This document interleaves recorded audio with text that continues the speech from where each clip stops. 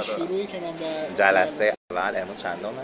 12 اردیبهشت 1404 بفهم. ببخشید کردیم واسه شروع. علی میگفت من اینم دوست دارم که هیجانی اولش شروع شه. بله. نه مهم نیست. خب مثلا این صحبت فلان گفت مثلا یه شخصی باشه توی کوچه توی خیابونی هی داره میره و فلان اینا هی در میزنه در نهایت یه در خونه باز میشه بیفته تو دیج میخوره میفته زمین. از اینجا به بعدش دیگه نمیدونستیم چجوری پیش بریم. به نظر منم شروعمون اینجوری یه ریتم تندی داشته باشه میتونه جالب باشه. بعدش دیگه باشه. اوکی، حالا بذارین علی هم بیاد صحبت میکنیم. چیزی که ما با علی تو جلسه قبلی صحبت کردیم این بود که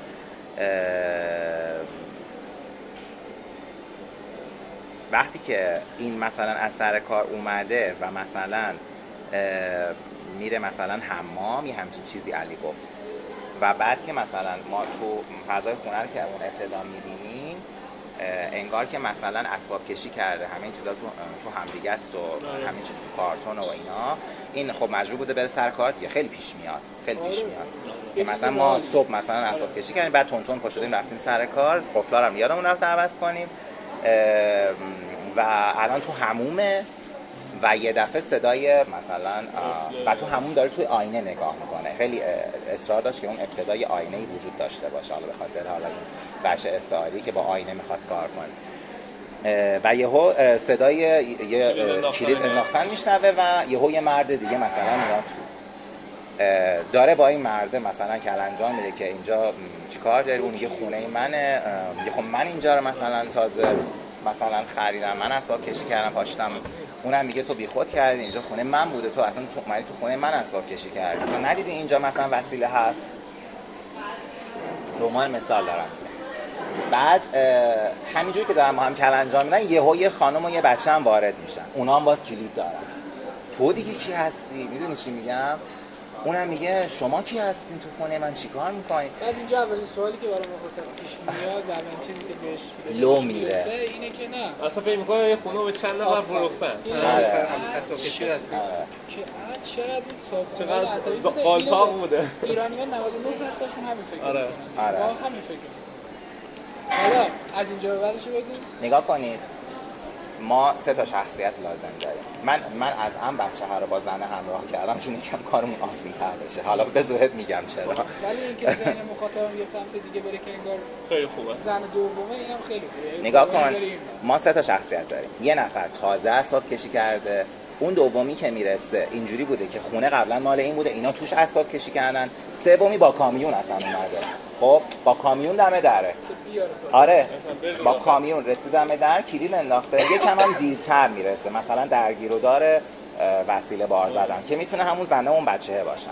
خب دومیه که مثلا یه مرد عصبیه، این قبلا توی این خونه ساکن بوده. سومی هم کسیه که با کامیون اومده. یعنی ما میتونیم زمان بندی ها و گذشته هر شخصیتی رو یه جوری بنا کنیم که اون اول بیننده نفهمه. از این اتفاقا تو ایران زیاد میفته که مثلا یه خونه رو یه ملکی رو خب ولی اینجا یه سوال اساسی پیش میاد، یعنی او فروشنده اینقدر آدم ناشی بوده که اینا 3 تاشون همزمان با هم دیگه میرسن؟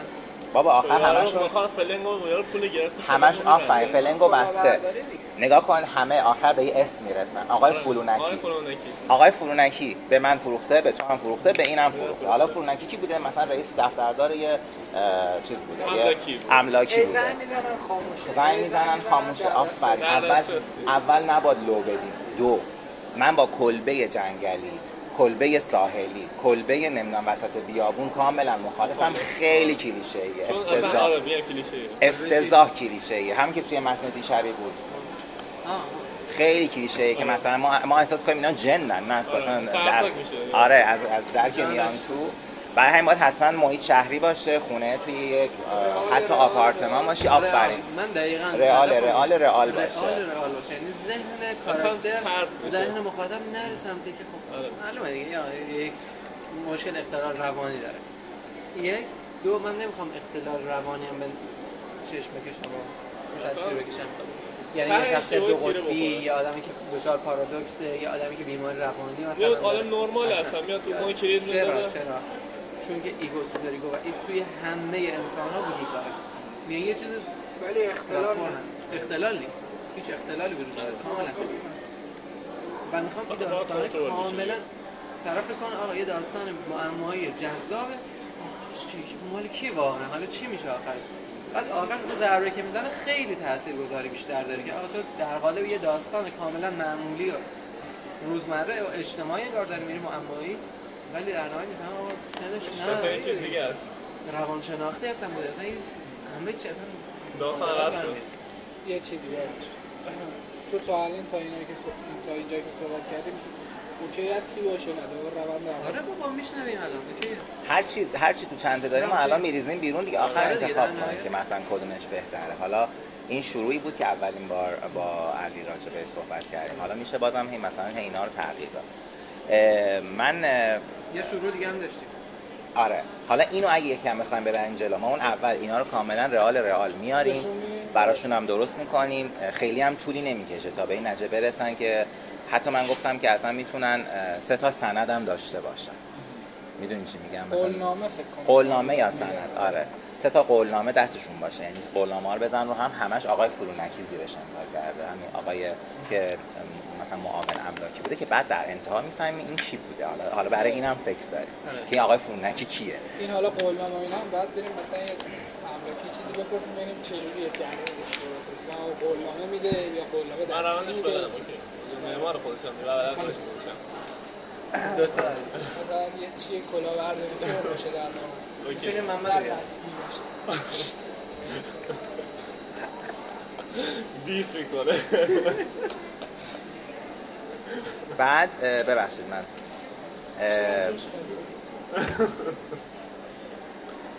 خب حالا این اتفاقی که میفته اینا مثلا متوجه میشن که خیلی سریع هم میتونن متوجه بشن که گول خوردن. اون کسی که تو اون خونه ساکن بوده، اون مرد عصبیه، همه میگن با زنگ بزنیم به پلیس، اون مخالفه. چرا؟ نگاه کنین، میگه آقا ما با زنگ بزنیم پلیس، اون مخالفه، میگه من نمیذارم زنگ بزنیم به پلیس، اینجا خونه منه، شما باید برید بیرون. همون که تو خونه ساکن بوده، همونی که کلید انداخت اول از همون. نه اون که کلید انداخت دومیه. خب اینا کیه؟ هر کدوم خب صبر کن ببین، یه نفر از سر کار برمیگرده، ما میبینیم که جعبه ها رو هم دیگه چیده، میره حمام دوش بگیره، تو آینه هم خودش داره نگاه میکنه، کلید میفته. خب کلید میفته، صاحب قبلی خونهه که اون مرد عصبی هست میاد تو، میگه تو کی هستی که تو خونه من؟ میگه تو کی هستی؟ محمد میاد تو، من حمومیم، محمد عصبی هست. این حمام، آره تو آینه خودش نگاه میکنه، تازه مثلا میگم این ببخشید ایشون من اصلا قیدار خیلی بس من از سر کار اومده، وسایلش هم پیچیده، امروز مجبور شده بوده بره سر کار چون اسباب کشی طول کشیده، به کارش دیر رسیده، الان برگشته شبه، تو حمام تو آینه خودش نگاه میکنه، صدای کلید میشنوه.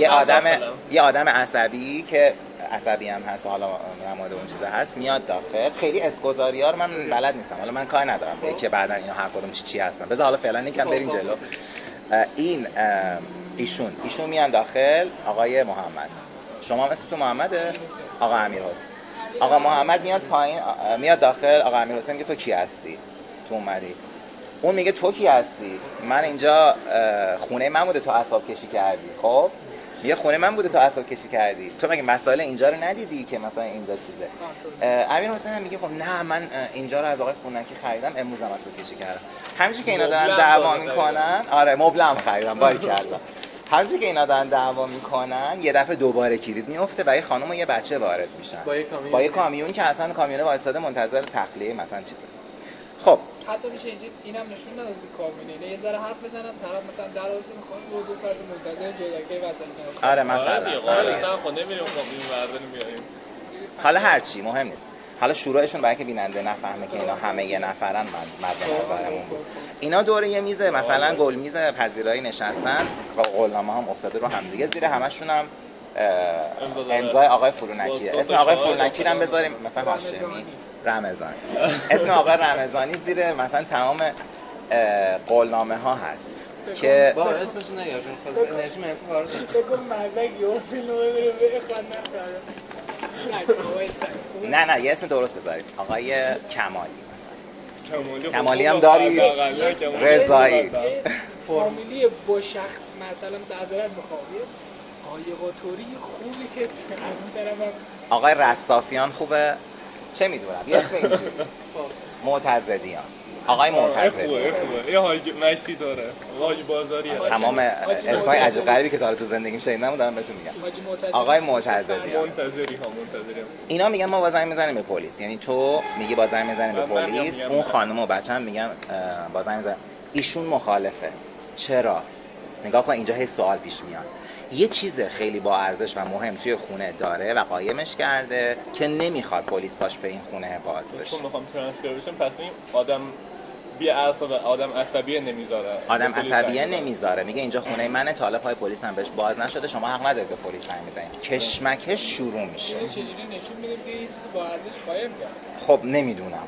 شاید وقتی برای بار اول میاد تو خونه و مشتی رو تو خونهش میره اون چیزا رو چک میکنه یواش. قرار نیست نشون بدیم مثلا مخاطب دانای کل نباشه. مخاطب داره با مسیر داستان باشه. ببین همون اول که شاید هم قایمش کنه. همون اول که میاد میبینه این یارو تو خونه اومده تو خونهش، همش به یه نقطه خیره بشه. میدونی؟ یا اصلا بره یه جا بره مثلا وقتی اون یارو حواسش نیست اون پشت مشتا یه چیزی رو چک کنه. میدونی؟ و بعد برگرده. میدونی یه چیز مهم توی خونه هست که همون نقطه اوجمونه. حالا من نمیدونم اون چیه. هر روز بهش فکر نکردیم. و مخالفه که زنگ بزنن به پلیس. کشمکش اینجا شروع میشه. اینا دعواشون میشه. زنه میگه با زنگ بزنین به پلیس. اونم میگه امیر حسین میگه با زنگ بزنین پلیس. محمد میگه حق نداری زنگ بزنید به پلیس. و در رو قفل میکنه. اگه زنگ بزنین به پلیس پدرتون رو در میارم. در رو قفل میکنه. میدون در رو قفل کنه کلیدش نه همه کلید یه قفل کتابی میزنه پشت در ورودی. چه میدونم یه جوری شب بند میزنه دیگه. شب بند تو جاکفشیه. ما رو جاکفشون همیشه یه قفل کتابی هست. نشون بدیم که آقا شخصیتی که خونه قبلا مال خودش بوده یه چیزی هم از نظر علمی بازم داریم تقریبا شخصیت غالب. ما هممون یکی از شخصیتامون غالب. یکی همون سلایه غالب. آره. این کاراکتری که مثلا محمدی که خونه قبلا مال ای بوده و میگه زنگ نزنین پلیس، این شخصیت غالبمون باشه که جای خیلی چیزا رو بلده که اونها بلد نیستن. از یه جایی به قولن که قفلی برمی‌داره تق برداشت کلیدش هم مشکلی. با رو جاکفشی همه یه قفل کتابی هست. هر چی اصلا یه جوری نمیذاره اینا دیگه برن بیرون. اینجا کشمکش شروع میشه. خب بچه اینجا چیکار؟ آها حالا بهتون میگم.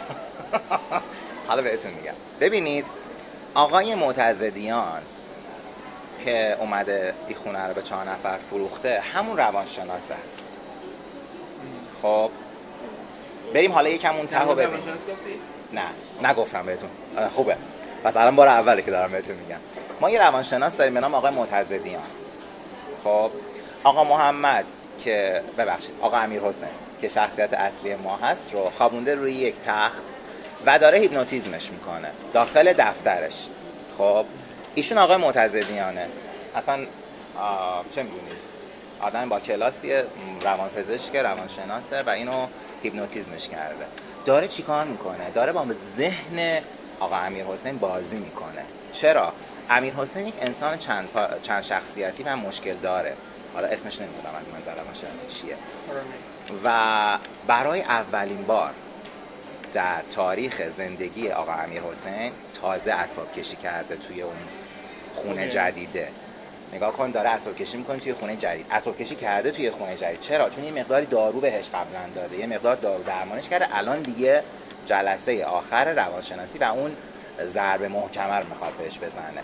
میخواد اون هیپنوتیزم رو انجام بده و توی هیپنوتیزم شخصیت‌های آقا امیر حسین رو توی مغزش به جون هم بندازه تا یکیشون در نهایت پیروز بشه.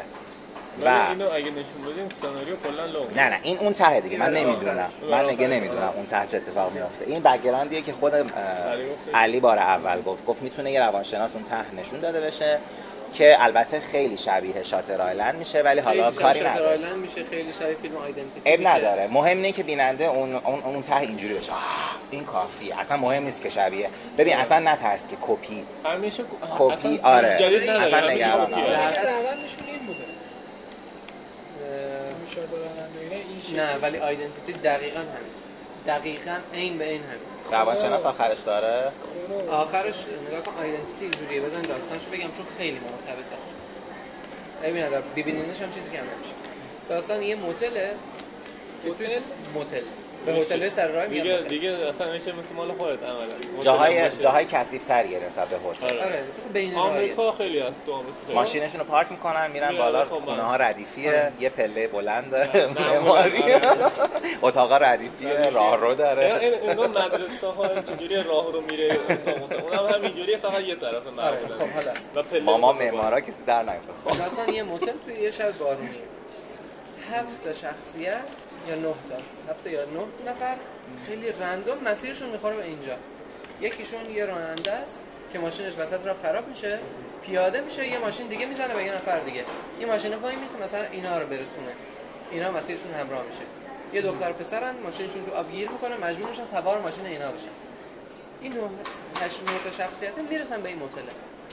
توی این موتل تو طول شب یه نفر به قتل میرسه. و عدد 9 میاد. نفر بعدی به قتل میرسه. نفر بعدی شروع میکنه یه نفر اینا رو میکشه. 3 تا شخصیت 4 تا شخصیت میمونه. یه بچه‌ن، یه دونه راننده اولیه است که کاراکتر اصلیمونه در است. یه پلیس داریم که یه قاتل هم دستگیر کرده. قاتل هم میبینم فرار کرده. میفهمن کار قاتل است قتل. نفر بعدی قاتل یه چوب تو حلقشه مرده خودش. حالا کیه اینجا؟ و 4 نفر اینجا بیشتر نموندن. و این بچه هم پدر مادرش هم دوباره به قتل میرسن. حالا این بچه نمیمونه. حالا یه دختر داریم. یه دختر هم هست. یه دختری هم هست. و هم یادم نیست این چیکاره بود. فکر کنم مثلا دنسر تو استریپ کلاب. شد 4 تا. شد 4. یه پلیس داریم. یه راننده داریم. راننده پلیس قبلا پلیس بوده. اینا شروع میکنن با هم دیگه بررسی کردن و فلان و فلان. یهو بچه میره نزدیک ماشین منفجر میشه. میرن میبینن بچه کجا؟ میبینن نیست. برمیگردن میبینن هیچ کدوم از جنازه‌ها نیست. هیچ کدوم از جنازه‌ای که اونجا بوده سر جاش نیست. همزمان ما یه داستان موازی داریم پیش میبریم.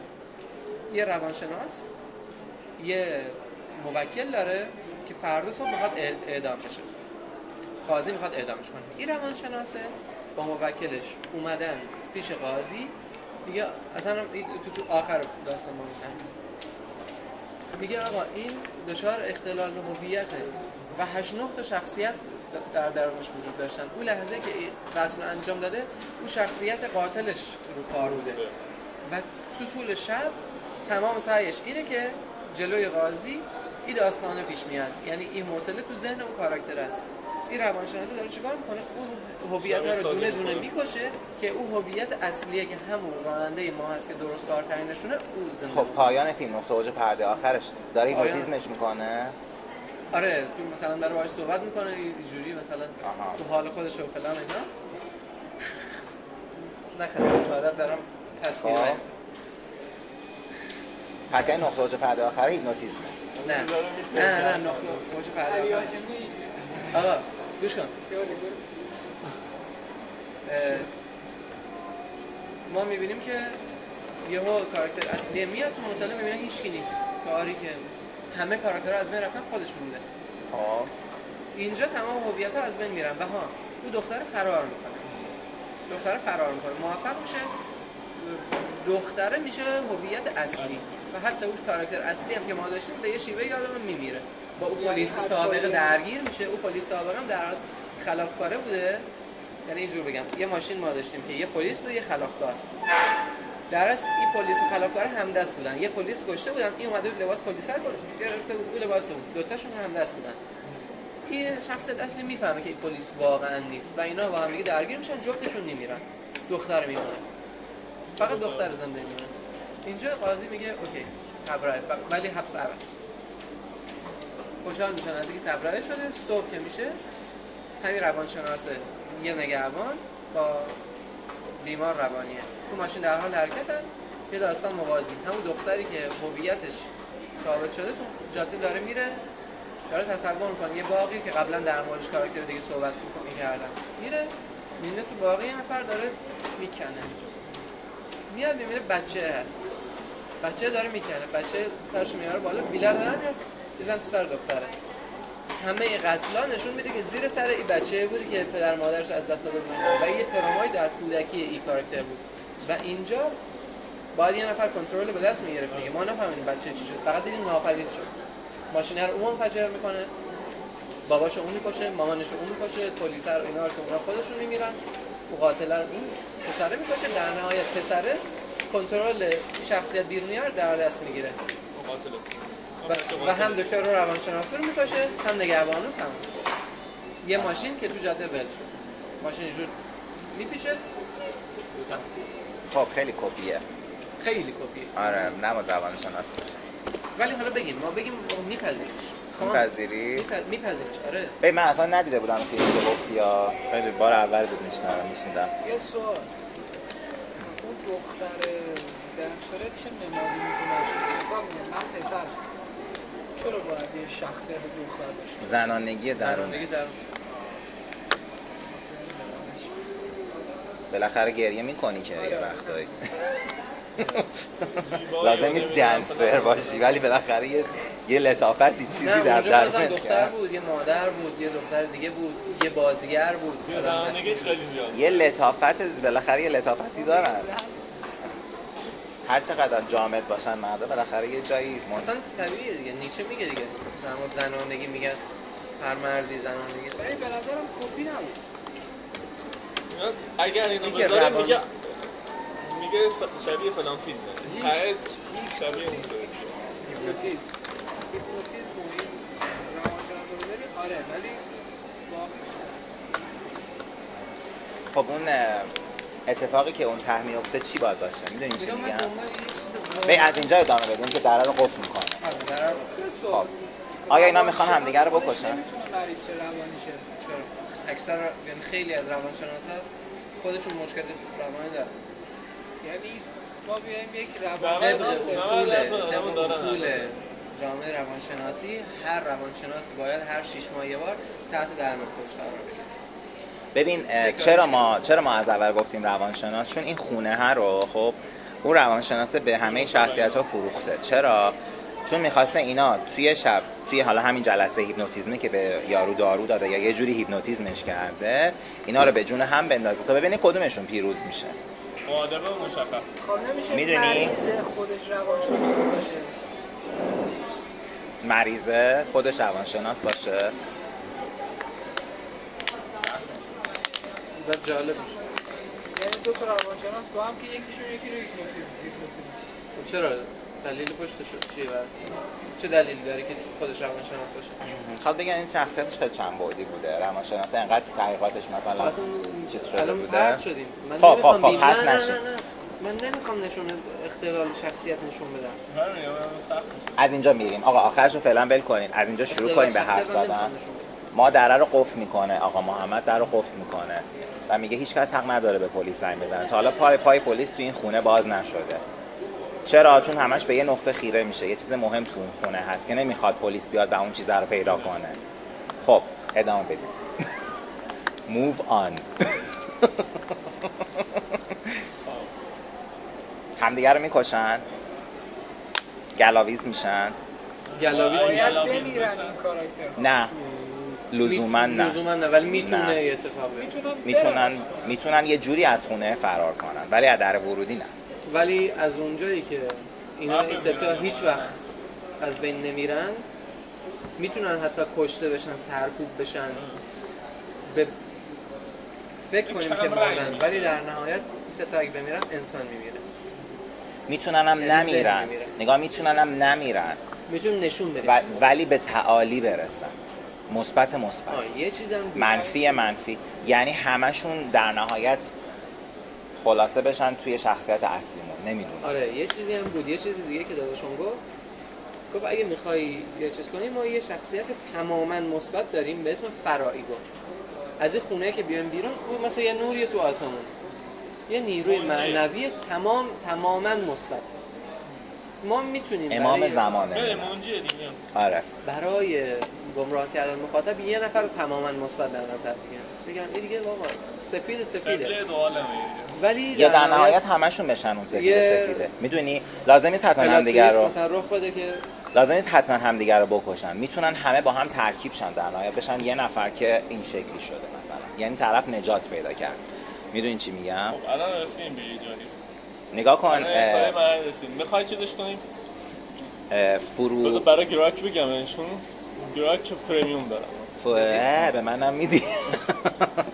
خب نگاه کن حالا این شروع رو ما گفتیم مسئول ول کن فعلا، بذار از من خودم یه ذره چند تا چیزی که گفتی روند داستانی جذاب. آره یه شروع دیگه ما در موردش صحبت کردیم ولی به نظرم الان همین اسباب کشی خیلی بهتره.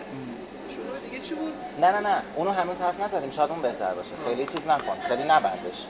اوکی. آره نبند روی ایده، شاید اون بهتر باشه. آره شاید اون بهتر باشه. یه داستانی خود حسین شب برام تعریف کرد، داستان شخصی خودت بود که یه نفر کلید میندازه. مست بود. خیلی خوب بود.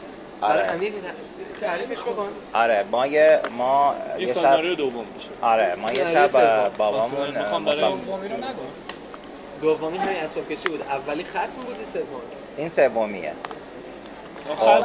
ختمی که بره کنار.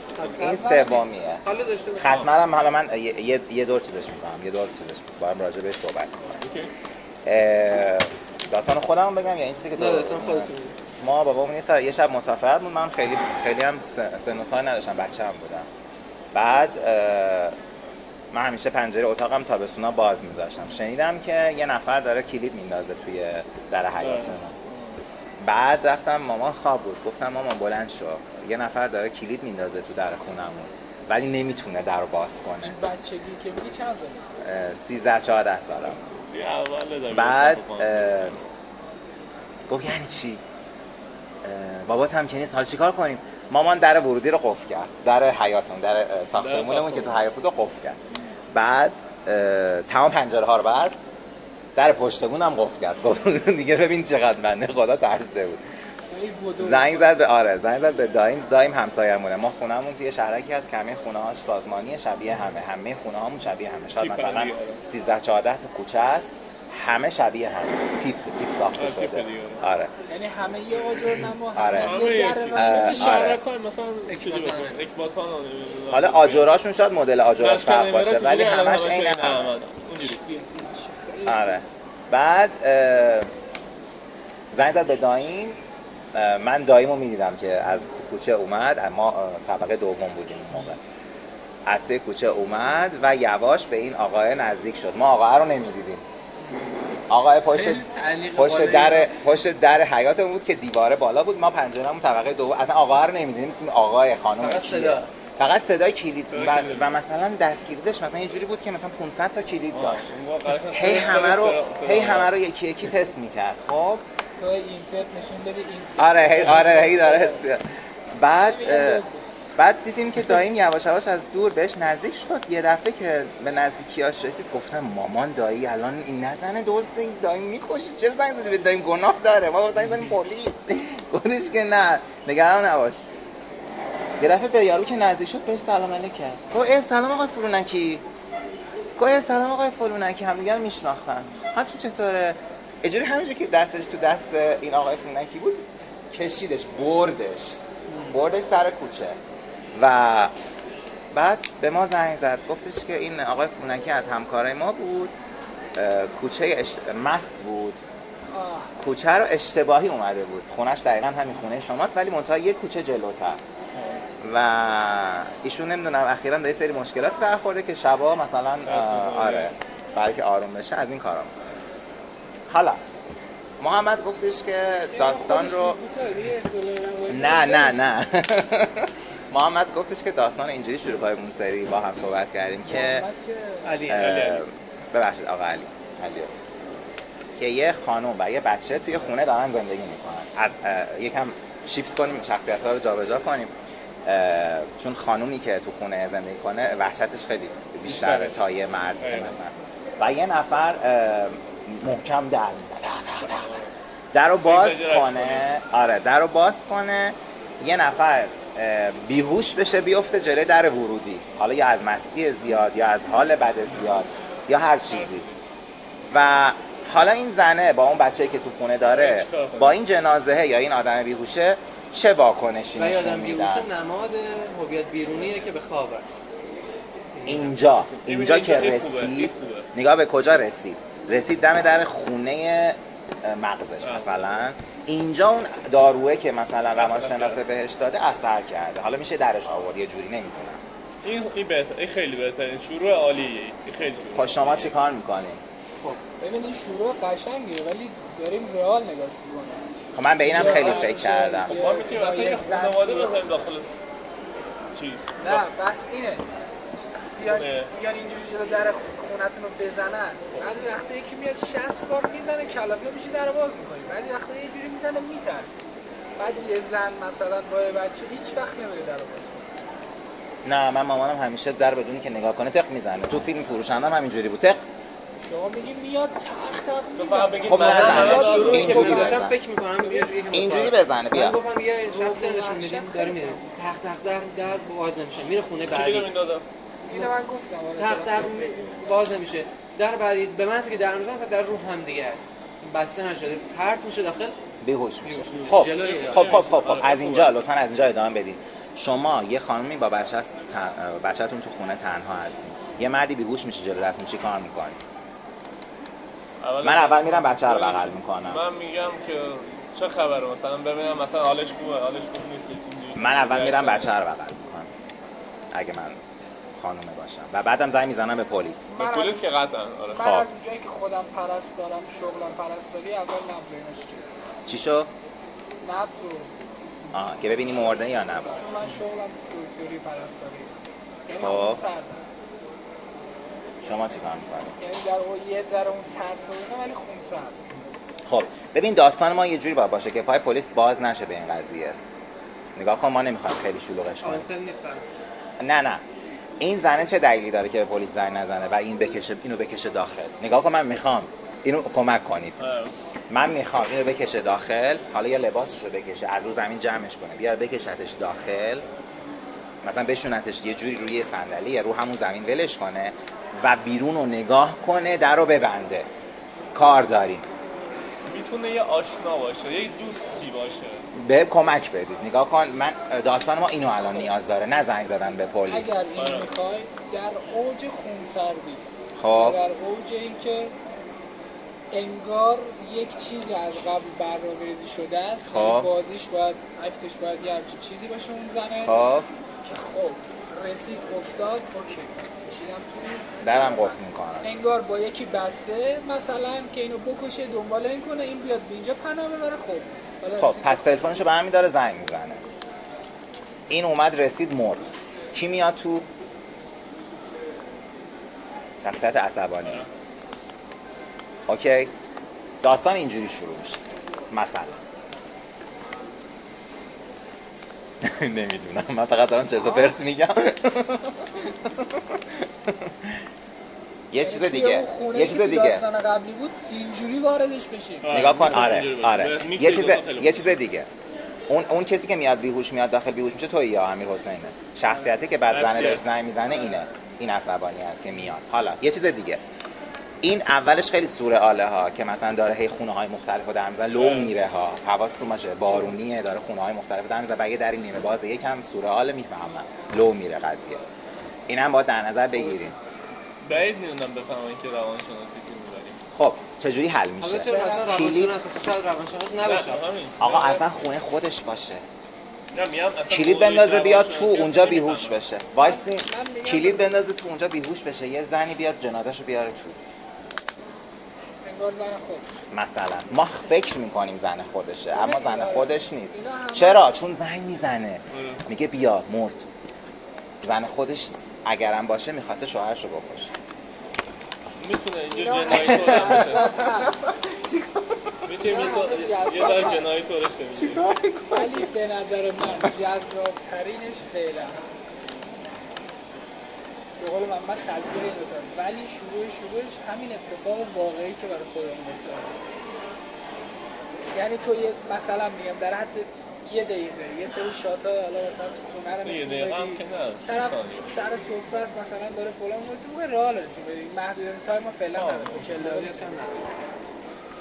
یه زندگی خانواده حالا مثلا مادر دختری فلان اینا با قول شما صد کلید در هی اینجا ریتمو بیاریم بالا بالا بالا فلان. چرا مادر دختری که یه ذره ترسناک‌تر بشه این دو تا خانم باشن یه دونه خانم باشه بهتره مثلا چرا بچه داشته یه پسر بچه باشه بهتره. صبر کن این چیزی که این میگه رو این شکلی ایشون میگن این شکلی بریم جلو. ببینین از منظر نمادگرایی چرا کلید من توی مغز خودم کار نمیکنه؟ اینو جواب بده. من یه دست کلید دارم میندازم خونمه باز نمیشه 1000 تا کلید دارم. اینو ببر جلو. اصلا کاری ندارم تو خونه چی باشه و چی نباشه. قشنگترین قسمت داستان اینجاست که تو یه دست کلید داری اما توی خونه مغز خودت نمیتونی وارد شی. آره اینو جواب بده. همین الان اینجا خب من داری ضبط میکنی؟ بعدا اینو پخش نکنی یا من چرت و پرتوش میگم. من بیفتم میرم. خب اولین واکنش چیه؟ من چی کار میکنی؟ من نبضتو چک میکنم زنگ میزنم آمبولانس. من همین کاری این کار جواب نداد مثلا. من شخصا ببین اگه باشه داد میزنم دکتر اینجا هست اگه تو جای عمومی باشه جواب زنگ میزنم به نزدیکترین آدمی که دارم چون ترسیدم اگه یه خانم باشن نمیدونم که یه نفر اومده خود نمیدونم چیکار کنم از این نفر راه نمیدونم. من میخوام جواب این که بگه چرا کلیدم برای خودم کار نمیکنه میگم وقتی توی ترس توی وحشت یه اتفاقی میفته هیچ چیزی هیچ منطقی اون موقع نداره. اولین چیزی که به ذهنت میرسه فکر می‌کنی درست ترین کاره انجامش میدی. خب این انجام میده میبینه این نمیشه مثلا میره کلید بعدی شما میگی من داد میزنم. خب هیچ کس اینجا کمک پزشکی اینا بلد نیست میری دوباره خب چه اتفاقی افتاده که کلیدات عمل نمیکنه؟ اون ترس و وحشت از چی بوده که داری ازش فرار میکنی و الان کلید در مغزت باز نمیشه؟ اینا همش تو نقطه اوج پرده نهایی جواب باید داده بشه. اون نگاه این فراره باید آخر فیلم اتفاق بیفته. نگاه آخر فیلم شروع میکنه به دویدن ما اول فیلم داستان اینجا شروع میکنیم که داره میدوه. گرفتی چی شد؟ مثلا چه میدونم یه لوپه. نگاه یه لوپه. آره مثلا آقا در خونه خودشونو طرف باز میکنه مثلا میبینه جنازه مامانش افتاده زمین چه میدونم یا نه نمیگیری داره چی میگه داره میگه چرا آقا این شخصی که داره میاد من دارم جوابش خودش صاحبخونه از کلید نداره. خب شما متوجه شدید؟ دارم گوش میدم بگو مامانش مرده. چه دلیلی اتفاق افتاده واسه اون شخص که این اومده هی داره کلیدا رو امتحان میکنه و این کلیدا روی خودش مثلا جواب نمیده. من گفتم مثلا از ترس و فلان و اینا باشه. خب که هی داره امتحان میکنه این راه جواب نمیده بعدی فلانی میگه دلیل اون ترس و وحشتی چی باشه دارم یه چی میچینم واسه اون میگه خیلی خب من این چیز بگم حالا کابوس دیدین که دستشویتون میاد دستشویی رو پیدا نمی‌کنی؟ نه من خیلی دیدم. من هر بار دستشویی دیدم نه من خیلی دیدم. نگاه من خیلی دیدم مثلا توی مدرسه‌ام تو کابوسم میرم بیرون هر چی دنبال دستشویی میگم دستشویی پیدا نمی‌کنم. و من دستشویی می اومده در واقعیت من تو خواب دستشویی گرفته بوده. من پیدا می‌کردم میرفتم نه اگه اون فیشته توی خواب اتفاق بیفته پس آفرین رخت خوابت خیس شده. میدونی چی میگم؟ اگه اون فیشته یعنی اگه تو خواب تو آره اگه اون اتفاق اینا رو پخش نکنی اینو چرا ضبط میکنن نمیتونم راحت باشم. چون معلوم نیست امیر یک آدم جیشویی. آره اینا رو پخش نکنی. ببین ما در صورتی در دنیای واقعی گوش کن ما در صورتی در دنیای واقعی نه کلیدهای مختلفمون رو روی در امتحان میکنیم و در باز نمیشه و اون لحظه داریم از ترس سنکوب میکنیم که یه نفر دنبال ما شده بخواد بکشتمون. ببین مثلا اون شب علی آقا ساعت 12 شب منو سر کوچه‌مون پیاده کرد. خب راه خونه‌مون بسته شده بود و نتونست منو برسونه مجبور شد دوباره منو سر کوچه پیاده کنه. من از این پل هوایی سر کوچه‌مون تا رسیدم به سر کوچه و رفتم تو کوچه و رسیدم در خونه این فیلمنامه‌ای که تو برای من تعریف کردی تو ذهنم اومد. من هی پشت سرمو نگاه میکردم چون ساعت 12 شب بودم، میترسیدم، کوچه‌ام خلوت بود. یه نفر دنبالشه، نگاه کن، یه نفر دنبال امیرحسینه و میخواد بکشتش. به خونش رسیده، هر کاری میکنه کلیده باز نمیشه. حالا این آخر فیلمه که این میذاره دنبال تو، ایشون ببخشید خب ایشون میذاره دنبال تو و تو از اول فیلم شروع میکنی. تو مسلما دم در وقتی کلیدات کار نمیکنه با ایشون در گلاویز میشی. این یه داستان دیگه است، اصلا وارد خونم شاید نشی. میدونی چی میگم؟ شاید اصلا همونجا توی اون حیاته یا اون کوچهه گلاویز شدن اتفاق بیفته، تو بزنی محمد رو بکشی، حالا با آرامش کلیدتو باز کنی، جنازه‌ش رو بکشی داخل و اون تو دوباره یه زن و بچه ببینی. مثلا اونا میگن این کیه کشتی. خب آخر فیلم این دوباره زنده بشه، بذاره دنبالت. من نمیدونم چجوری تبدیل به لوپ بشه من نمیدونم چجوری اون آخرین اتفاق میفته. مرحله اول که باید تو تصمیم بگیری، شما بگید، من دارم گوش میدم که ببینیم استارتش اصلا چجوری بخوره. الان ما دوست شروع داشتیم. به نظرتون کدوم؟ میگه از نظر جذابیتی که همشو بگیم به نظرم، نبند الان. جنازه هم بگیم. جنازه آقا همه اومدن. خب جنازه مسلما یا یه همسر یا یه مادر باید داشته باشه که باید گریه کنه. خب پس دو تا از شخصیتامون اینجا، آره دو تا از شخصیتامون اینجا چیز میشه، اینجا سوخت میشه. یکیش تویی که احتمالاً، ببخشید من اینجوری میگم، شمایی که احتمالاً اون جنازه هستی و روش پارچه کشیدن. و دومی همسرته که اون حالا سوپر ایگو یا ایدمونه، نمیدونم چون اید که مرد نه خانوما معمولا توی ما هویت ظاهریمون ببین خانوم‌ها معمولا توی امیال نفسانی از آقایون بیشتر چیز ایدشون بیشتره. این اید میتونه باشه، یعنی ایده میتونه خانوم باشه، چون خانوم‌ها توی امیال نفسانی بیشتر از آقایون چیز دارن. منطقی یه تره. هویت بیرونی داریم جوری میره، یه اید داریم، میتونم نباشه، ولی خب مردنه میخوام بعدا نشون بدیم که آقا این مردنه یا حتی بسته شدن دره یا افتادنه، بیهوش شدنه، نماد به خواب رفتن و چشم بستن روی واقعیت. خب 4 تا شخصیت قرار داشته باشیم. همسرش بالا سر امیرحسین داره گریه. شما ازدواج کردی؟ نه میشه مقاله بازی کنه. داره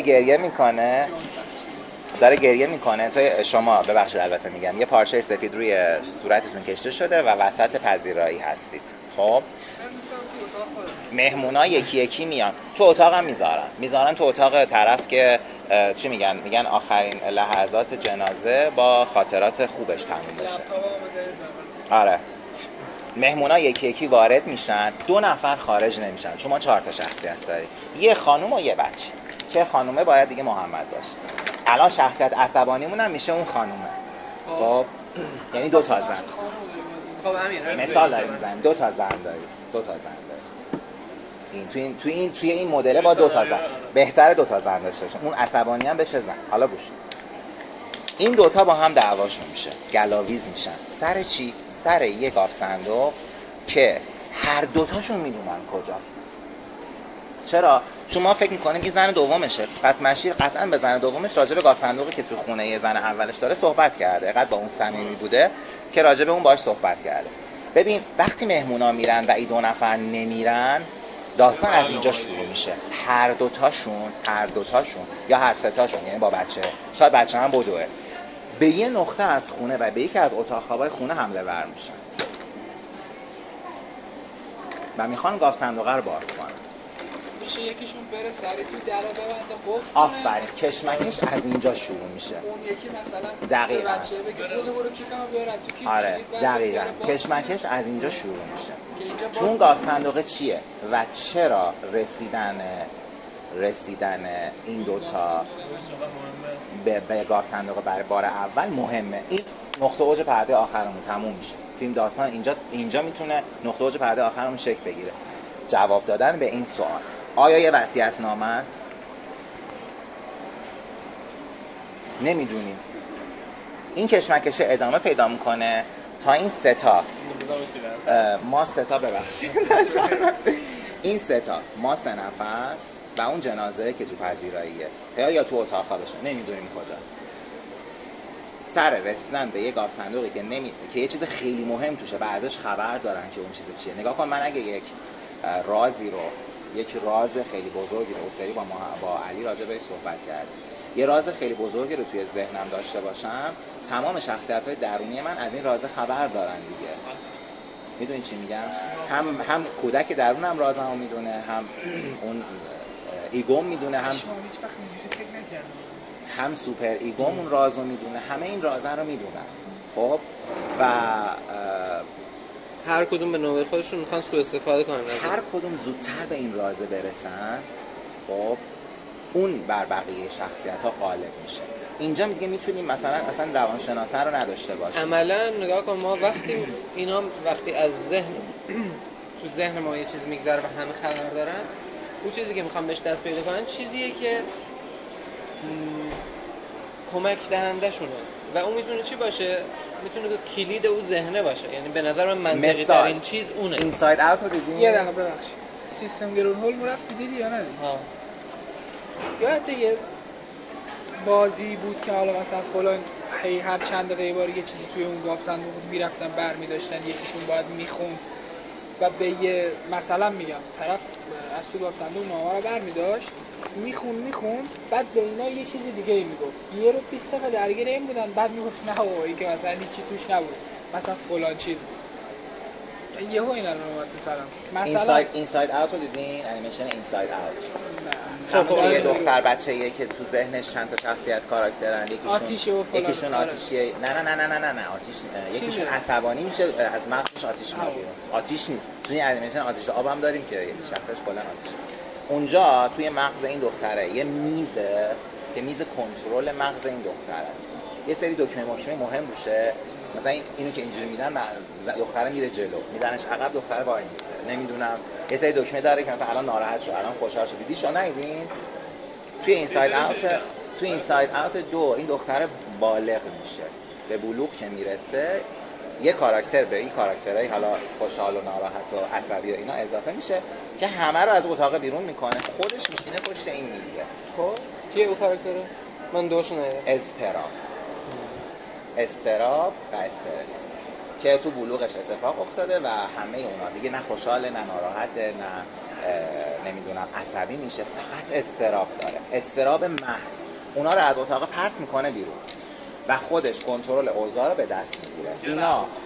اینا دنبال یه راهی هستن که برگردن به اتاق کنترل و استراب رو شکست بدن و این میز کنترل رو دست بگیرن.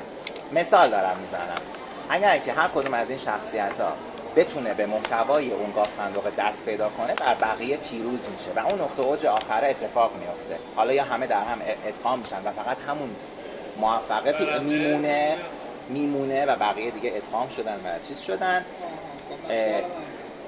یا کسی که پیروز میشه پارچه جنازه رو میزنه کنار، جنازه خودش. فیلم تمام میشه. خب تو چی می‌خواستی؟ نگاه کن، به نظرم میتونه نگاه کن، ما جنازه رو اول توی پلان دیدیم، امیر حسینه. خب زن دومه بر زن اول غالب میشه یا بچه. چهره امیری که مرده زیر پارچه معلومه یا نیست؟ آره دیگه، ما یه بار نشونش میدیم، همه دارن گریه میکنن. چرا گریه میکنن؟ چون پارچه رو که میزنن که ما قیافه یارو رو میبینن که مرده، همه گریهشون میگیره. این اتفاق همیشه میفته. خب مثلا میان میگن بزنید پارچه رو کنار، میخوام برای آخر صورتش رو ببینم. خب قشنگش اینه که نشون ندیم، اینا رو بگیم. خب میدونم اگه اول اینو نشون داده باشین اون آخر معنا پیدا میکنه. آره دیگه، آخر ضربه رو میزنه. دقیقاً. اگه اول چهره رو نشون داده باشین، بعد که اینو میزنه کنار میبینیم زن دومه پیروز شده، هم بچه رو مثلا مغلوب کرده.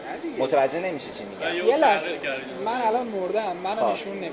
خب یه جنازه زیر اونه. خب حالا هر کی اومد فلان اومد، خب میدونیم تو این فیلم یکی مرده. خب حالا این کشمکش اتفاق میفته، من امیر حسینی که دارم تو فیلم بازی میکنم پارچه رو میزنم کنار، خودم اونجا میبینم دیگه.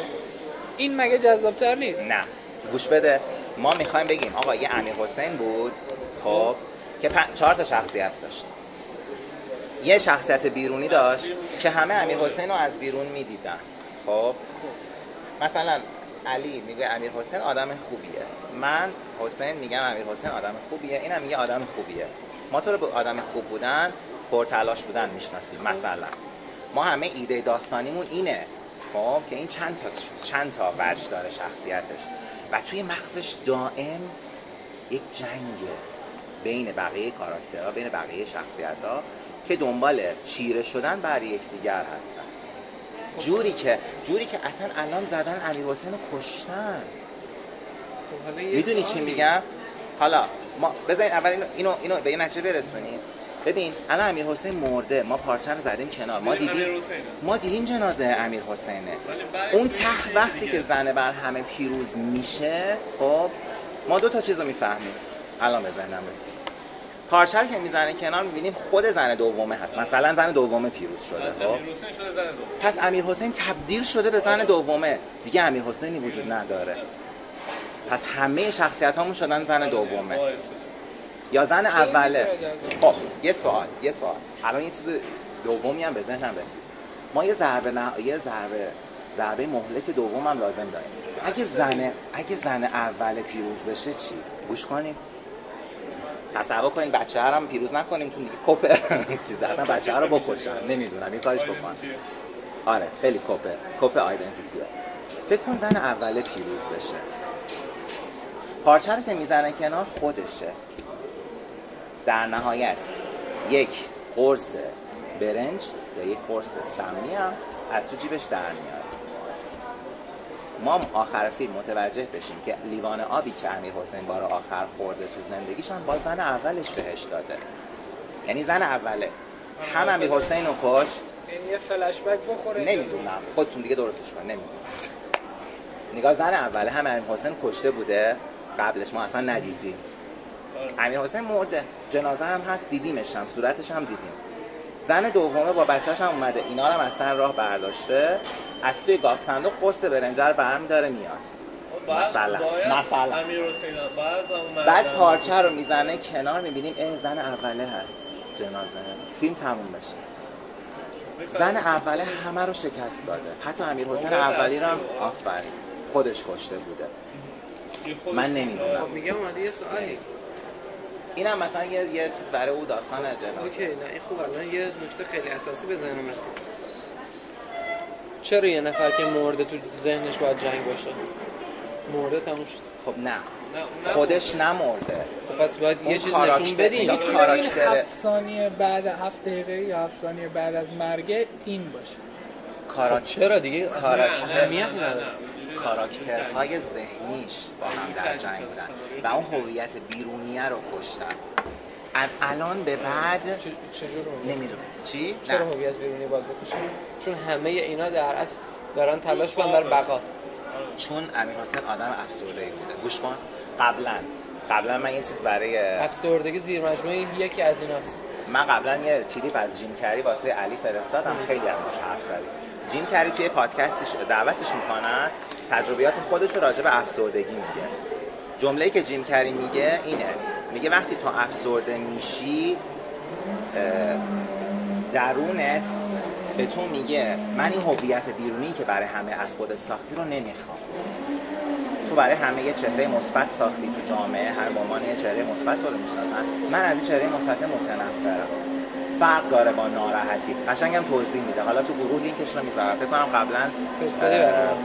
قبلا برای علی لینکش رو داشته باشم. نگاه کن، اون هویت بیرونیه هست که کشته میشه. در نهایت زن اول پیروز میشه. مثلا من یه سوالی که یادم میره بپرسم و وصلش کنم به اون چیزی که علی گفت. اینا درگیر گاف صندوق میشن مثلا فلان، یکی میره تو مثلا به اون وصیت، به اون پاکت نامه میرسه، میاد بیرون. یه چیزی بگم، تو رو خدا یه لحظه یه چیزی بزنم، تو رو خدا یه لحظه یه چیزی بگم. فکر کن اینو بزنیم کنار، پارچه امیرحسین که اول فیلم بزنیم کنار، یه گوله اینجاش خورده. خب یه گوله اینجاش خورده. خب معلومه دیگه صورت جنازه رو که میزنی کنار. وایسا یه دقیقه تو رو خدا به خدا میپره سمت پلیس و اینا میپره. وایسا یه گوله اینجاش خورده، یه جنازه آقا رو زمینه، یه پارچه روشه، یه گوله هم تو پیشونیشه، چون روی صورتش هم میزنن کنار ما این گوله رو حتما میبینیم اول فیلم. بعد پارچه رو میزنن رو صورتش، همه مهمونا میرن به عنوان مثال. خب اینا سر یه گاف صندوق با هم دیگه دعواشون میشه که توی گاف صندوق یه 7 تیره. من اگه 7 تیر داشته باشم تو خونه قایمش میکنم دیگه، توی گاف صندوق قایمش میکنم. خب اینا گاف صندوقه رو توی کشمکش گاف صندوقه رو باز میکنه زن اوله، اونا هم دارن هی بهش حمله میکنن، نمیدونم چطوری کشمکش اتفاق میفته. در نهایت زن اوله به گاف صندوقه میرسه، 7 تیره رو برمی‌داره، اون دوتای دیگر رو میکشه، میاد پارچه رو میزنه کنار، خودش اونجاست مثلا. ولی ما باید قرص برنج رو فراموش کنیم، یکم چیزش کنیم، یکم چیز ترش کنیم. برای اینکه نشون بدیم این همه شخص حالا تو بگو. اون بوده، باید یه زاویه خالی از گل هم داشته باشیم دیگه، مشکلی نداره. خارج از این نمطه هم باز یه پوینت آف ویو میخواد. خب حالا تو بگو تا یاد نه دیگه مسیر عوض شد. نه عیب نداره، نگاه همه مسیر قبلی من می‌خواستم بگم که مثال زن اوله میاد اون پاکته رو برمی‌داره میاد بیرون، آیا میتونه از در بره بیرون؟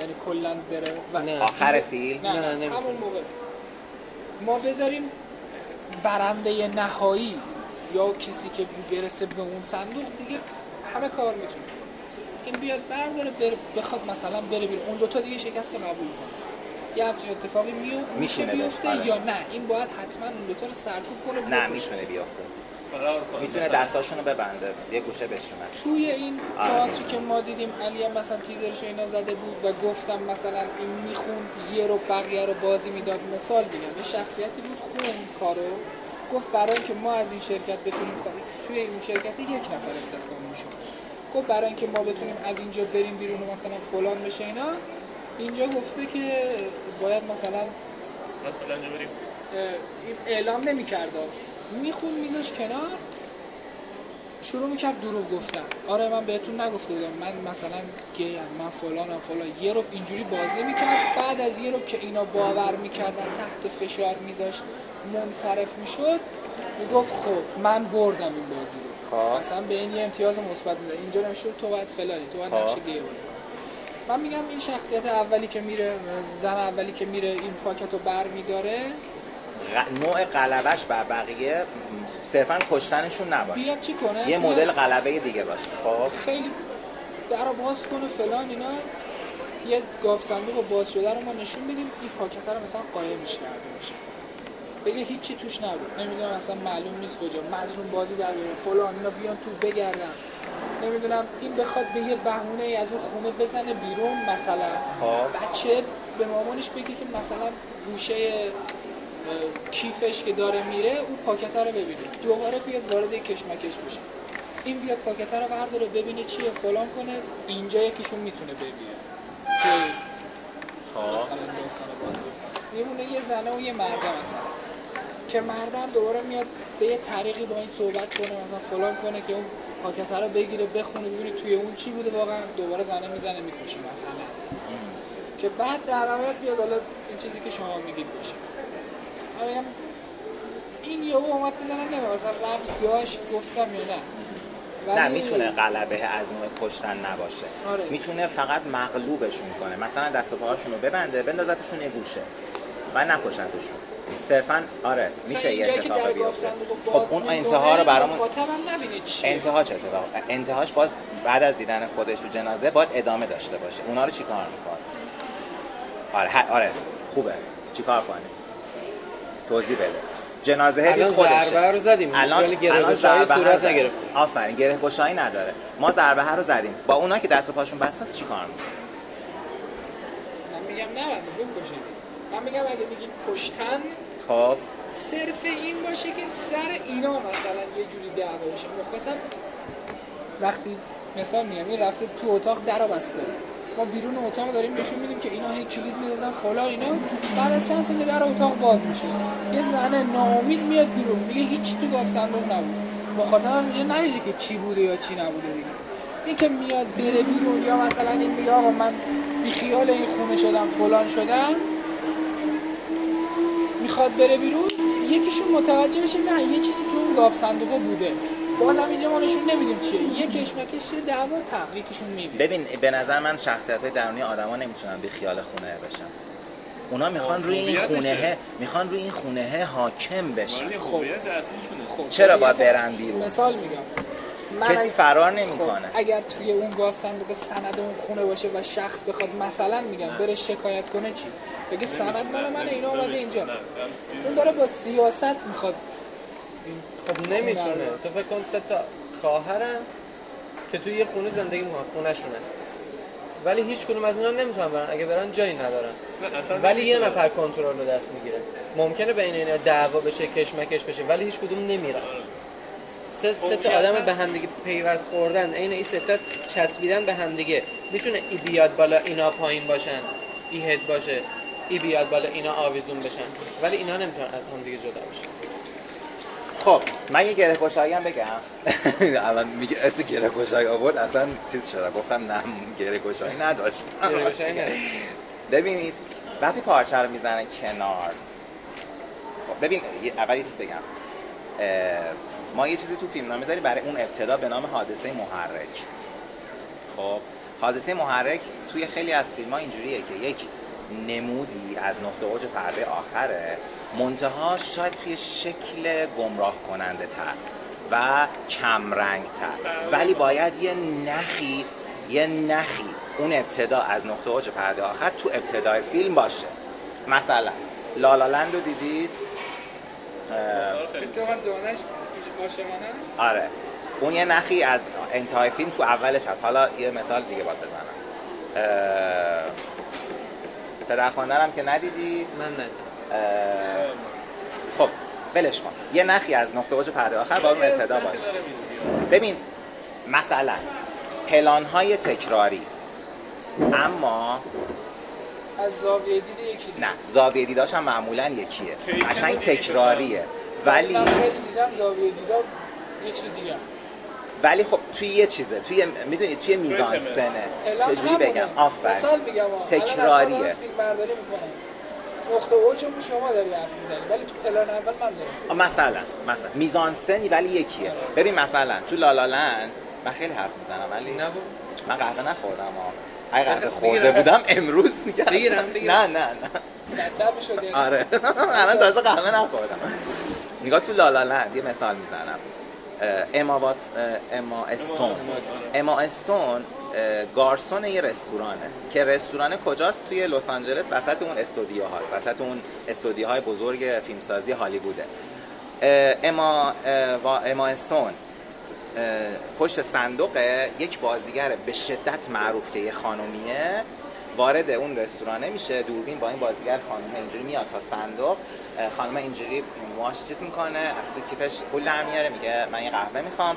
اما استون میگه وای شما هستین؟ نه مهمون رستوران باشید، ما اجازه نداریم از شما. فکر کن مثلا بگم کی، یه بازیگر خیلی معروف مثلا اومده ازش داره سفارش میده، گوهر خیرانش، مثلا گوهر خیرانش، ما اجازه نداریم از گوهر خیرانش اینا و آدمای معروف مثلا پول بگیریم. قهوه‌شو میگیره و میره و اما استون نگاهش همینجور دنبال این دختر است تا از رستوران خارج بشه. این شروع افتتاحیه فیلم لالالنده. ما حس می‌کنیم اما استون بعدش متوجه میشیم اما استون آرزوش اینه که در زندگی تبدیل به یکی از بزرگترین بازیگران هالیوود بشه. همین هم هست. پلان آخر فیلم چیه؟ یعنی کل فیلم میاد حول زندگی آره که با یه نفر آشنا میشه، اون عاشق هم میشن، به هم نمیرسن، حالا مهم نیست، موزیکاله، کاملا موزیکاله. اون ضربه پلان نهایی داستان اینجاست که اما استون آخر فیلم واقعا توی یک کشمکش‌های به شدت وحشتناک سخت تبدیل میشه به اون بازیگر معروف هالیوود، برمیگرده توی همون رستورانی که قبلا توش گارسون بود یه قهوه بخره، دوباره میزانسن همونه، منتها این بار اما استون از در میاد تو و میره قهوه سفارش میده، اون سری پشت بار و یه دفعه ما میگیم میدونی یه نخی از نقطه اوج پرده آخر اون ابتدای فیلم باید باشه. خب خیلی حرف زدم. تصور کنین افتتاحیه فیلم علی اینجوری شروع بشه که دوربین اینجاست، یه پارچه سفید بالا، دوربین بالاست، یه پارچه سفیده، خب پارچه سفید رو کنار میزنن، صورت امیر حسینه که یه گوله توی پیشونیشه. این پلان افتتاحیه فیلم باشه. انتهای داستان وقتی که دیگه همه اون داستان ها تموم شد و مثلا اون زد بقیه رو کشت و اینا، دوباره دوربین میاد همینجا، دوباره ما همون پارچه باید همه چیز عین پلان اول باشه. زنش این سری میکشه. خب تو پلان اولم زنش دست زنه هست. نگاه تو پلان اولم خود زنش داره دست زنش، یه دست زن خودشه که داره پارچه رو کنه. منتها امیر حسینه.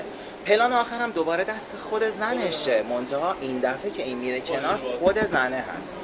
خب خود زنه هست که جای جنازه هست و یکم تصویر روی این زنه فیکس باشه. خب این دسته هم دیگه از کادر رفته بیرون، این دسته زده بیرون، از کادر رفته بیرون. زنه چشاشو باز کنه، بعد فیلم تمام شه.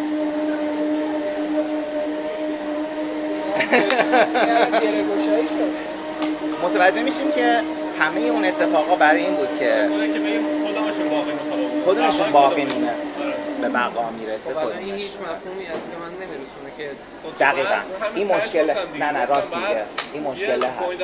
خارج از این مبادا نه اصلا این هیچ چیزی از که ایگو کی بود، سوپر ایگو کی بود، اصلا من از درون نفهمیدم. صرفا یه داستانی بود با یه پایان شوکه کننده بدون هیچ ربطی به ما باید یه پوینت آف ویو خارج از این ماجرا داشته باشیم دیگه. یعنی مثلا دکتر فلان اینو باید داشته باشیم که اینو بتونیم. نه صرفا لازم نیست دکتر باشه. میگم ولی یه پوینت آف ویو خارج باشه. آره اینو باید حل کنیم. آره خب حالا بین اینا این خیلی خوبه. به نظر من با از نظر شروع هیجانی با اینکه ما نمیتونیم شات آخر رو مثال یه فضای کلاس نشون بدیم که یک استادی داره مثلا راجع به مثلا یه کلاس روانشناسی باشه طرف خوابش برده، هیپنوتیزم چیزی باشه، این رفته باشه تو فکر یا رفته باشه تو هیپنوتیزم، نگیم روانشناس طرف، یه بستر یه همچین چیزی باشه. یا مثلا یه دو تا رفیقی با هم میبینی مثلا بعضی وقتا اینجوری طرف فکر میکنه، این داره بنده خدا داره صحبت میکنه اینجوری داره فکر میکنه، یا یه شوکی چی فلان، اوه من اینم حرف میزنم تو کجا بودی، انگار همه اینا هولوش مثلا چند ثانیه اتفاق افتاده براش. خب اگه این اینجوری خوابیده باشه چشاشو باز کنه بشینه، خب بشینه بزنیم دیگه از اون زاویه بالا بزنیم به این بر بشینه، مچکات کنیم، مچکات خب مچکات کنیم، وقتی نشست مرده باشه، امیر حسین باشه، از تاپه داری میگیره خودش باشه که بعد اینجا بیای تو این فضای بیرونی. یعنی امیر حسین بلند میشه میشینه، امیر حسین دیگه گلوله هم تو پیشونیش نیست. خب تا رسید اینجا رفیقش مثلا بلند میشه یه رفتاری رو از خودش نشون میده، خب که مثلا ما تو زنه دیدیم، مثلا به عنوان مثال پرداش کرده مثلا نه به عنوان مثال زنه وسواس چیز داره، تمیزی داره، ما از اول فیلم ببینیم اینجا رو مثلا تمیز، مثال دارم میزنم. بهترین چیه وسواسی اینه که مثلا زنه مثلا یه عادتی تو اکتش داشته باشه، نمیدونم مثلا هی لباسشو اینجوری کنه، مثلا هی ناخوناشو اینجوری گوشه های ناخوناشو بکنه. آدم وسواسی ناخوناشون معمولا خونیه، از بس اینا رو کندن. آفرین بشینه. خب این که مچکات شد نشست شروع کنه مثلا خودشو پاک کردن، ناخوناشو کندن، فیلم تموم بشه. نمیدونم من نمیدونم خیلی که چجوری اون روانشناسی رو حل کنیم. روانشناسی حل نمیشه مگر اینکه ما امیر حسین اون تحت دوباره ببینیم. خب الان بحث سر همین شد که بفهمیم همه اینا امیر حسین بودن. ما الان توی فیلم تا اینجایی که میگید این مرد بلند شه بشینه، خب بازم ما تو هم خونه هیم دیگه. آره تو هم خونه ایم. بعد میگه ما یه چیزی بزنیم که جدا از خونه باشه، مثلا معطف، مثلا فلان. من میگم نه، یه همچین فضایی هستن که انگار طرف به قول شما بلند شد نشست اینجوری که اومد محمد منو صدا کنه، من برگردم مچکاتش بشه بیرون. آره اینم خوبه، مچکاتش بشه زاویه بیرون از خونه، تو فکرش بوده. میگم اصلا یه چیزی باشه بیرون از این محیط بیرون باشه. اینم میشه این که صدات میزنه تو شروع میکنی خودتو تمیز کردن. مثلا اون اکتر رو نشون بدی بعد فیلم تموم بشه، بفهمیم که آره بفهمیم که اون غلبه کرد بر بقیه. پاشو بریم باشه بریم داره که میره تو راه اینجوری. آفرین دقیقاً. آره. ولی مچکات بشه وقتی نشست تا پس میشه 2 تا مچکات. شد 2 تا مچکات. حتی این نشستنه در صورتی که ختمه باشه و جنازه باشه. آره. میشه 2 تا مچکات. میشه 2 تا مچکات. اولیش اینه که زنه داره بلند میشه مچکات میشه به مرده که نشست. اینجا دوباره مچکات میشه به مرده توی کافه. به نظر من همش یه بیا مچکات میشه. نه حالا کلا میشه یه بار دیگه. ببین زن است که بلند شده امیر اینجوری صداش میکنه برمیگرده.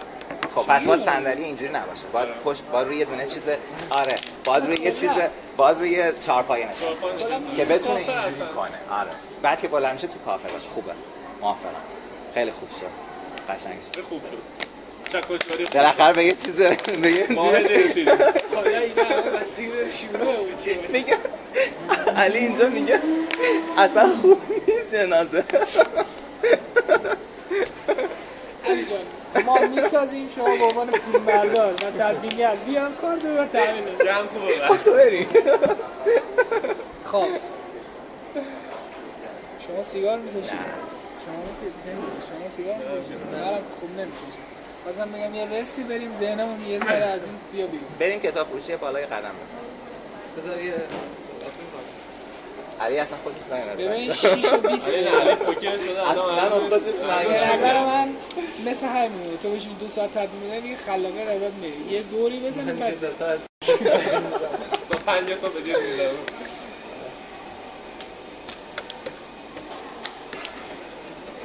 من حس کنم یه کمی مسیر اونو سردرگم شده که ما قرار چه حرفی بزنیم. داستان ختمه و جنازه داستان تعلیق‌دار و جذابیه ولی خیلی دورتر از اون چیزیه که ما میخوام حرف بزنیم. یعنی اون دو تا ایده اسباب کشی اینا خیلی هم مسئول‌تر بود. اون هرچند اونها هم جذاب بود علمی‌تر از نظر بجز من بحث علمیش آره علمی‌تر بود ولی هم راستاتر بود با حرفی که ما می‌خوام. ما در نهایت هم نمی‌خوام یه فیلم بسازیم که مخاطب بگه یه پیامی داره یه حرفی در درون خودش داره. پیام ما چیه؟ هویت درونی واقعی هم وجود دارن و اینا سعی دارن توی هر شخصی کنترل کنن. یه جوری ما می‌خوایم درسته. من پایانش رو که کننده خیلی دوست دارم. یعنی دوست دارم طرف آقا واقعا همیشه که با مثلا محمد حرف می‌زدیم میگفتم آقا دوست داریم فیلم بسازیم که طرف آخرش خوش بهمون بده. ببین دهنتون سرویس چه فیلمی بود ساختیم؟ این جنگ جهان سوم. خب اینو میخوام باشه. ولی میخوام بعد شخصیت بشین کاراکتر مخاطب بشینه فکر کنم. بری تو فکر واقعا منم همینجوریم. خب پس بیایم بریم دور بزنیم بشینیم خب. اونم دراریم. آره اسباب کشی رو دراریم. من به نظرم ترکیبی از اسباب کشی و اولیه یعنی دومیه. آره حالا یه آدمی وارد میشه میفته اینا ترکیبشون ترکیب جالب میشه یا حتی مراسم ختم هم میتونه ترکیب این سه تا به نظر من میشه یه چیز خوب از توش در آورد. حالا چی نمیدونم ولی به نظرم پتانسیل ترکیب شدن با هم دیگه رو داره. خب مثلا نمیشه طرف در خونه رو میزنه باز میکنه یه دستی بیاد شاید بشرفه یه تیر تو پیشونیش بعد بیان فیلم فایت کلاب ندیدی؟ فایت کلاب بعد بیان برای اون ختم بگیرن تو فیلم فایت کلاب دور بزنیم من داغ تاقم تو فیلم فایت کلاب خب من بهت نمیگم چی همین امشب بشین نگاش بفرست ببین فایت کلاب رو ندیدی؟ منم خیلی وقت پیش دیدم. همین امشب بشین بفرست ببین باش. تو فیلم فایت کلاب چه جوریه؟ سریاله؟ نه سینمایی 2 ساعت و 40 دقیقه. کجا کار خدا بود.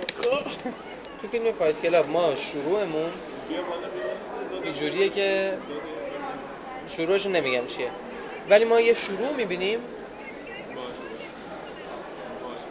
کل داستان 2 ساعت و 40 دقیقه پیش میره آخر فیلم میرسه نقطه‌ای که شروع شده بود. یعنی کل داستانو ما اولش نمیفهمیم چه اتفاقی افتاد. حتی میگه ها انقدر میچینه پشت سر هم که پشت سر هم دیگه آخرش دوباره میرسه به همینجا. یعنی از خودش میگه آقا من از کجا به اینجا رسیدم.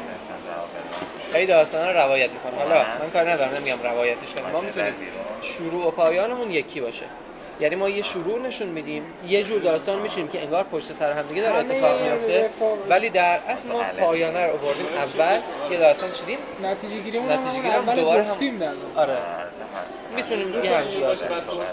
آره حالا کتابی که من خوندم دکتر جکیل و مستر هاید، این کتابه چی جوری بود؟ کلا 97 صفحه هم بیشتر نیست، خیلی کوتاه. ما شخصیت اصلی یه وکیله، یه رفیق داره به اسم دکتر جکیل. اینا دوستان دوران مدرسه هم دیگه هستن. اما میگه یه وکیلی یه روز با یکی از دوستاش دکتر لانیان داشته راه رفته، یه چیزش میفته به یه در خونه. میگه بذار داستان برات بگم. چند سال پیش مثلا یه داشتم نصف شب می اومدم خونه، سر یه چهارراه یه مردی دیدم که برخورد کرد به یه دختری با بیرحمی تمام، پا گذاشت رو دختره کشتش رفت. و اینا اومدن، پلیس اومد و اینا، طرف خیلی چهره وحشتناک و شیطانی اینجوری داشت. اومد رفت داخل خونه، اصلا به ظاهرش هم نمیخورد، یه چک داد به پدر دختره، حالا دختره کشت یا نه نگشت، مثلا یه چک داد به پدر دختره، به خیال شد. و من اینجا کنجکاو شدم که اصلا این کی میتونه باشه، ولی از اونجا که روی کنجکاوی نبود پیگیری نکردم. وکیل میره تو فکری واقعا کی بوده همش کسی میره و حالا تو طول داستان هی اسم آدم رو میشنویم. رفیق ازش دکتر جکیلی که در حال مرگه، میبینه که یه وصیت‌نامه دکتر جکیل بهش داده که آقا هر چیزی که اگه من مردم یا ناپدید شدم، هر چی دارایی دارم میرسه به مستر هاید، آقای هاید که همون آدم شخصیت شیطانی شراره. ولی براش میره یهو پیدا میکنه، میگه چرا همچین چیزی. میرسه تو خونه‌شون، میبینه آره خدمتکاران میشناسنش، میگن یه آدمیه که نمیدونیم دکتر چرا قد باش خوبه، زیادم رفت آمد اینجا نمیکنه، ولی هم چند بار که دیدیم واقعا وحشت کردیم. نمیدونیم دکتر با ظاهر مثلا موجه شد خوبش چرا باید همه دارایشو بسمه بکنه، چرا قد اهمیت میده. و خونه‌هاشون پشت سر هم دیگه، هاید اینجا، جکیل اینجا، خونه‌هاشون پشت سر هم دیگه و به هم دیگه راه داره. یه جور انگار رفیق صمیمی هم دیگه هستن. آقا پیش میاد یه قتل دیگه اتفاق میفته، میفهمن هاید کشته یه نفر رو، یه نماینده مجلس رو میکشه به فجیح ترین شکل ممکن، نماینده مجلس رو میکشه و بعد از اون ناپدید میشه. بعد از اینکه هاید ناپدید میشه، این دکتره برمیگرده به حالت طبیعی خودش، میاد میگه مثلا 2 ماه با هم دیگه خیلی خوب بودیم، میمدیم تو مراسم‌ها شرکت میکردیم، کاری که دوست داشتیم، چقدر رویش خوب شده. بهش گفتم این وصیت‌نامه جریانش چی بود؟ گفت میدونم ولی من مطمئنم دیگه هیچ وقت پیداش نمیشه این آدمه. این وصیت‌نامه که نوشتم شاید اشتباه بود و فلان و فلان. من فهمیدم که همچین آدمی به قتل رسونده و اینا، و خیلی شرمسارم که با یه همچین آدمی من مثلا آشنایی داشتم و فلان. بعد از 2 ماه دکتر دوباره تو خونه خودش حبس میکنه. به وکیلم که دوست دوران دبستانش بوده اجازه نمیده. و اینا یه دوست مشترک داشتن، دکتر لانیان. میره پیش دکتر لانیان، میبینه مرده و یه نامه پیدا میکنه.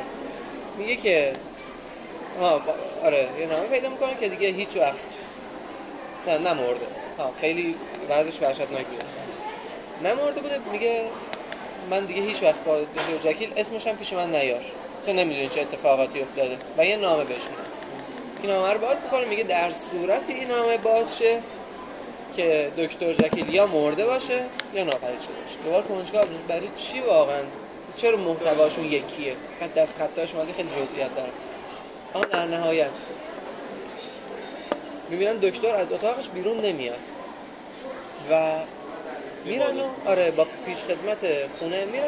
پیش خدمت خیلی وحشت کرده میاد پیش وکیله، میگه که ما داریم میترسیم، نمیدونیم واقعا چیکار کنیم. میگه چی شده؟ میگه باید بیا خونه دکتر جکیل. میرن داخل خونه، میرن همه پیش خدمت‌ها ترسیدن و اینا، میگن این آدمی که ما میشناختیم نیست و هی داره راه میره، صدای جیغ و داد ما داریم بالا میشنویم. یه آدمی که داره جیغ و داد میکنه و ما فکر میکنیم که در اتاقش هم قفله، نمیتونیم هیچ کدوم وارد بشیم. فکر میکنیم که یه نفر دکتر جکیل رو به قتل رسونه و داخل خونه است. اینا با هم دیگه برنامه می‌ریزن، میرن در رو میشکنن، هایدو میبینن، همون قاتله که بعد یه مدت ناپدید شده بود، یه دارو میخوره خودشون میکشه و یه نامه پیدا میکنه. و الان وقتیه که بره وصیت‌نامه رو بخونه و این نامه و اون نامه که دکتر لانیان بهش داده بود. 3 تا نامه. در اصل 2 تا نامه. این نامه رو میز او بوده و با وصیت‌نامه و میره داستان از این قراره که میگه که دکتر جکیل یه آدمی بوده که همیشه به اختراع و اینا علاقه داشته. براش کنجکاوی پیش میاد که چی میشه من شخصیت درونیمو از همدیگه جدا بکنم. میاد یه دارویی کشف میکنه و این رو مصرف میکنه و ظاهر شروع میکنه تغییر کردن به یه آدم قد کوتاه لاغر پر از پشم خیلی شیطانی. این جلوه اهریمنی وجودش تبدیل میشه به یه شخصیت جداگونه با یه ظاهر جداگونه ولی همه در قالب یه شخصیت. و میگه این آدم به تمام خاطرات من دسترسی داشت، هر دانایی که من داشتم این هم داشت، ولی شرور 100% بود، به هیچی اهمیت نمیداد. از اینکه یه آدم میکش کاملا لذت میبرد و بعد دوباره داروان میخوره و تبدیل میشه به هم دکتره و عذاب وجدان میگیره و اینا دوتاشون در قالب یه نفر در زندگی میکنن. یه مدت میگذره میبینه که شب میخوابه، صبح بلند میشه میبینه در قالب آقای هایده، مستر هایده و تعجب میکنه، میگه من که دارو مصرف نکردم. میبینه که کم کم کنترل کلی شخصیتشو داره این شخصیت شیطانی دست میگیره. شروع میکنه دوز داروها رو بیشتر میکنه، 2 برابر 3 برابر تا حد مرگ دوز داروها رو چیز میکنه و میگه مثلا تبدیل شدم به اون شخصیتی که دیدم این نماینده مجلس وقتی داره با احترام تمام با من صحبت میکنه من دلم میخواد مغزشو بریزم و این کار انجام دادم و لذت بردم. کم کم به جایی میرسه که این دیگه دارو اثر نمیکنه و میگه من این نامه رو نوشتم و بردم پیش یه نامه نوشتم پیش دکتر لانیان، گفتم که حالا از دکتر لانیان بهش میگه که تو یه کاری برای من بکن، برو خونمون و یه کشو وردار بیار این داروها برای من، ما که رفیق صمیمی هستیم این فقط این کار میتونی بکنی من نجات بدی. این در از اونجا تو قالب مستر هاید گیر کرده بوده و از لانیان میخواد که این داروها رو براش بسازه چون خودش دیگه نمیتونه بره وارد خونه بشه.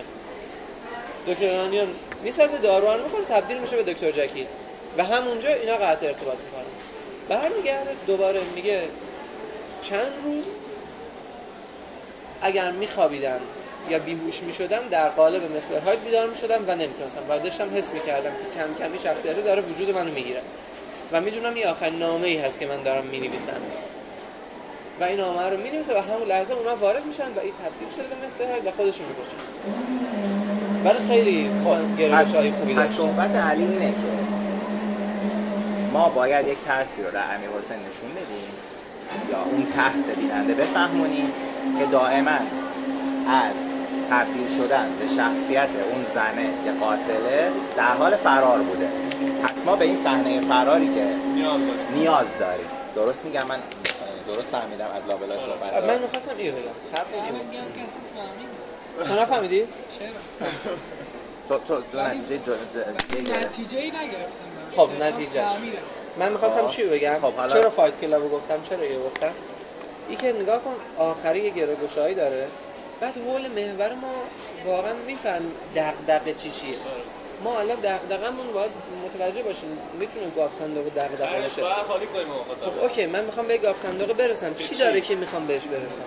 میدونی من یه تفنگی باشه که بکشه شخصیت رو اصلا آره حالت قتاله باشه. حالا لازم نیست توی فایت کلاب چرا ما داستان روایت داریم می‌بینیم که چرا به اینجا رسیده؟ جمع پاندورا گلابار باشه.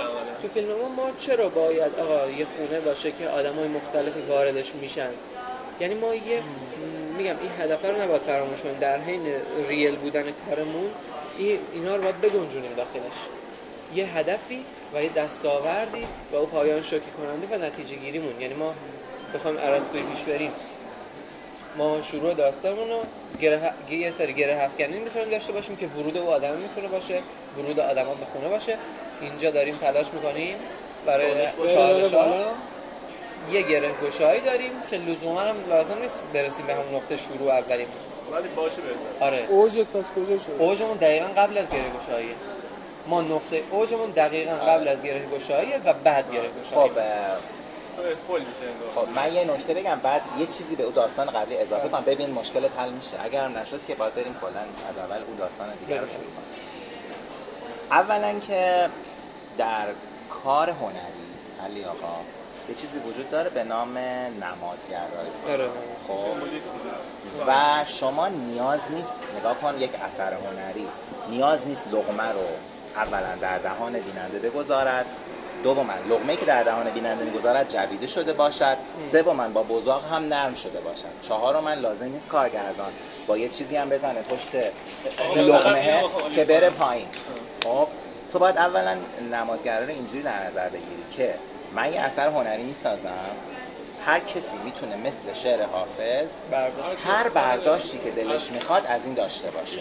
داداش من رشته‌اش روانشناسیه، وقتی این خونه رو میبینه یاد ایگو، سوپر ایگو و فلان بیفته. من رشته‌ام معماریه، یاد نمیدونم یه چیز دیگه بیفتم. شما رشته‌تون بازیگری یاد یه چیز دیگه میفته. خب تو به عنوان هنرمند، شما به عنوان هنرمند وظیفه داری یک اثر هنری رو به بیننده عرضه کنی. اگر کارت پیچیده و نمادگرایانه باشه، هر کسی خب اون برداشتی که خودش از شعر حافظ، نگاه یه شعر حافظ هست ما وقتی میخونیمش اگه حالمون خوب باشه حالمون رو بهتر میکنه، اگه حالمون بد باشه حالمون رو بدتر میکنه. این نشون میده که شعر حافظ یه چیزی در درونش داره، یه نمادگرایی خاصی درونش داره که وقتی مخاطب باهاش ارتباط برقرار میکنه اون برداشت خودشو داره. تو کلام با تمام من خودم به شدت عاشق نمادگرایی و این چیزا، با تمام به نظر من جواب بده. نه بگو مهم نیست. با تمام اینکه اینو میگی هر کسی یه برداشتی کنه، ولی برداشت واحدی باید باشه. آره باید ارسطویی باشه. حرفش درست. یعنی مثال آره. من آقا علی میخواد راجع به آب معدنی حرف بزنه. من از پایان باز متنفرم. آره. علی میخواد راجع به آب معدنی حرف بزنه. من امیرحسین دارم از این ور میبینم میگم آب معدنی دماوند. محمد میبینه بگه مثلا فلان. این اوکی، موافقی هستی؟ و چقدر باید حرفه‌ای پیش بریم بره که یه همچین اتفاقی بیفته. من جمله علی که گفت من داستان ارسطو رو قبول دارم اون پسندم. من از داستان‌هایی که سوال بیننده رو بی پاسخ بزنن متنفرم. ببین تو سوال بیننده رو کاملا پاسخ میدی ولی اجازه میدی، اما بهش اجازه میدی که خودش هم اون انتها یعنی مثلا ما میفهمونیم مزه کنه. ما میفهمونیم که آقا فیلم در مورد چی بوده. آره درونی بوده، ولی نمیخوام بگیم آقا ایگو بوده، سوپر ایگو نمیخوایم بوده. آره آخرش بنویسیم میفهمونیم آقا آره این داستان درباره فلان بود. نه درونی بود. حالا یه نفر مثلا میگه خب با ذهن خودش فکر میکنه آره چوری بود، مثلا خیلی ساده فکر میکنه ولی میفهمتش. عیبی نداره کسی هم نفهمه. من دوست دارم یکم به تفکر وادارم که آقا به حدش طرف فکر کنم. فیلم جنگ جهانی سوم یادت چه جور بود؟ دیدیش که؟ دیدی جنگ جهانی سوم ایرانی؟ مال هومن سیدیه؟ نه. نمی‌بینی؟ نه من ندیدم. خب آخرش اینجوری بود که نگاه کن مثلا من قورباغه رو خیلی دوست داشتم. آخرش مثلا نه فیلمه من واقعا تو فکر بودم. فیلمه خب از چه نظر تو فکر بودم؟ اولی که دهن هومن سیدی سرویس که چجوری تونست یه کاری بکنه من پایان چقدر شوکه بشم. دوم این کاراکتر واقعا چه مسیری رو طی کرد که همچین نتیجه گرفت. چرا آدمان اطراف اینجوریان؟ مثلا حتی خود اسمش جنگ جهانی سوم چقدر هوشمندانه، یعنی نه فقط در مورد موضوع فیلم، در مورد نبوغ کارگر، در مورد نبوغ بازیگرش، نمادی که رو لباس، نمادش، موضوعش، در مورد همه چیز رفتم تو فکر. نمیخوام طرف ایول چه فیلم خوبی بود، آیا واقعا من هم همین جوری هستم در درونم؟ نمیخوام نمیخوام. این یه بخششه. بخش دیگهش آقا بگید ایول چه داستان خوبیه. یه بخش زیادش درسته. دوست دارم بره تو فکر خودش، واقعا درگیر بشه مخاطب خودش که چرا واقعا شاید منم همچین جوری باشم. اینو میخوام این پایان بندی درست اینجور باشه، پایان کامل باز میشه، پایان مشخص میشه، ولی آره نمیخوام بگم آره این در درون خودش بود، خونه نماد ذهنش بود. نه میفهمه در فقط دیگه احمد نیست مخاطب که نفهمه. وقتی تو بگی بعد برم چند بار دارم بهم زنگ دیدی یه گره گشایی من بگم ببین مشکل حل میشه. یعنی دارم زنگ میزنم یه گره گشایی من بگم شاید مشکل حل شد. خب داستان هست همون ابتدا تصور کنی که اینا شایدم مهمون زیادی اصلا نباشه، شاید فقط همین 3 تا شخصیت بالای جنازه باشن، لازم نیست آدم دیگه اصلا واردش بشه. اصلا تصور کنین بالا سر جنازه زنش وایساده، الان تموم میکنم که بهتون، زنش وایساده، زن دومش هم وایساده، بچه‌شون هم ایستاده، 3 نفر بالا سر یه جنازه ایستادن بعد از این پلان اولیه. این ازش میپرسه تو کی هستی؟ اون از این میپرسه تو کی هستی؟ اون میگه خونه من اینجاست مثلا، اونم میگه خونه منم اینجاست، تو چی کاره مثلا فلان. یعنی ما یکم رو جزئیاتش کار کنیم بعدن که مثلا این چند شخصیتی بودنه مثلا یه جورایی توش در بیاد. حالا کاری ندارم، این که بلند میشه میشینه و مشکات میزنه، اول زنه بعد میشه مرد، حالا صرفا فقط به خاطر یه بس کردن اون دو تا ایده که داشتیم همینجوری فقط یه دمپایی تو هوا پرت می‌کنیم ببینیم چی میشه. اینجا تو کافه نیاد اینجا تو کافه مچکات نشه به اون مرده، زنه بلند میشه. خب وقتی میخواد مچکات بشه به مرده، به امیر حسین که داره صندلی ماشینش از حالت خوابیده به حالت نشسته میرسونه. مثلا تو ماشینش نشسته، خب چون صندلیش در حالت خوابیده بوده ما میتونیم تصور کنیم شاید این یک خواب بوده، چون ما تو ماشینمون بعضی وقتا میریم تو فکر میخوابیم. وقتی صندلیشو اینجوری میکنه و ما یکم حالا شاید اطرافو ببینیم متوجه میشیم که جلوی در خونش پارک کرده. نمیخوایم خیلی فاصله بگیریم از اون مغزه، جلوی در خونش پارک کرده. آینه‌شو درست میکنه، یه لحظه تو آینه عقب زن قاتله ظاهر میشه یا نشسته بوده و ما ندیده بودیمش تو آینه، یا یه زاویه فیلم گرفته بودیم اینه که میشونه اون آینه رو که صاف میکنه ما اون زن رو فهمیم که اون رو صندلی شاگرد عقب نشسته و با یه دونه 7 تیر میخواد بهش شلیک کنه. این از ماشین پیاده میشه، فرار میکنه به سمت خونه، دم در که میرسه هر چی کلید میندازه در باز نمیشه، زنه بهش میرسه جلوی درگاه خونه تپ میزنه تو پیشونیش، در رو با آرامش باز میکنه، گوش کن، در رو با آرامش باز میکنه، میارتش داخل، خب میارتش داخل، یه پارچه سفیدی روش میکشه، فیلم تمام بشه. الان چی؟ این میتونه گره گشایی باشه؟ این جواب سوالا رو داره میده. اون کلیده نمادگر، اون کلیده، اون دستگیرده که باز میشه، حتی میتونه دستگیردم توپل باشه، پر از کلید باشه. اینا ضبط کردی؟ فکر کنم دیگه تمام شد ها.